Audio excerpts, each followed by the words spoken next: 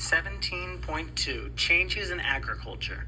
Changes in agriculture are a major reason for the growth of China's economy during the Song dynasty. This period saw a huge increase in the production of rice as well as a new and better farming method.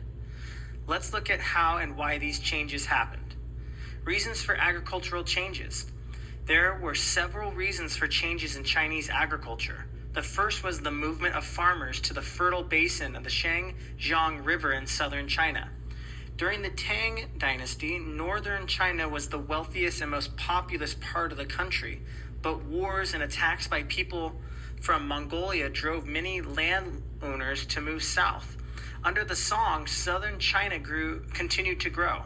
By 1207, about 65 million people lived in the south, compared to 50 million in the north. The move to the south changed what farmers grew. Northern farmers had cultivated wheat and millet. These crops grew well in the north's cold, dry climate. In contrast, the south's climate was warm and wet. Wetlands covered most of the Xinjiang Valley.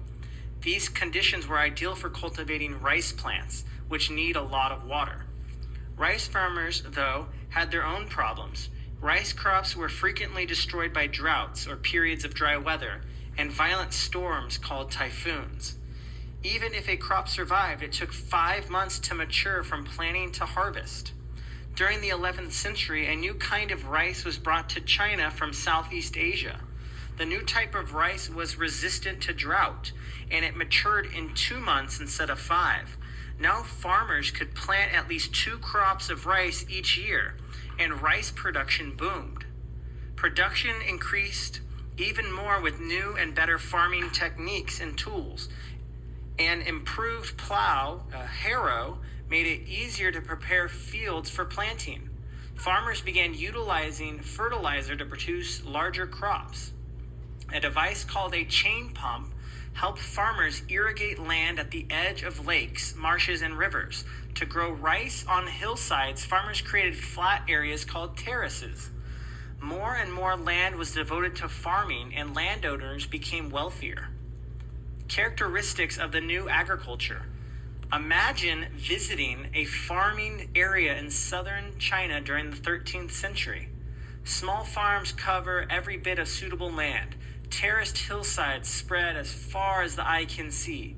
Rice grows on the terraces in flooded fields called paddies.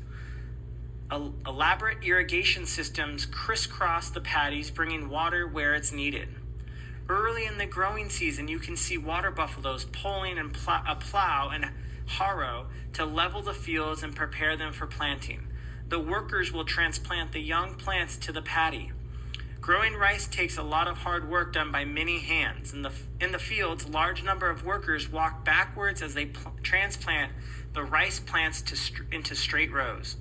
2 months from now, the workers will harvest the rice by hand.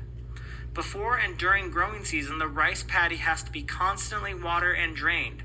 Dams, dikes, gated canals, and chain pumps help to move water into and out of the paddies. Although rice is the main crop, peasants also grow tea, cotton, and sugar. To feed silkworms, they grow mulberry trees.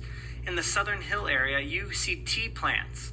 The Chinese had once used tea only as a medicine, but by the 9th century, tea was the national drink. Tea drinking became a social custom, and tea houses became popular. To meet the demand, farmers grew more tea. Results of agriculture changes. The shift to rice growing was an important development for China. First, it increased food production. The abundance of food helped support a larger population.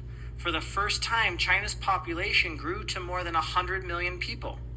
With ample food, peasants could take time away from farming to make silk, cotton, and other products to sell or trade. Rice farmers could also market their surplus rice. Landowners became rich enough from growing rice to buy luxury items. All these changes encouraged the growth of trade and commerce, which we will look at next.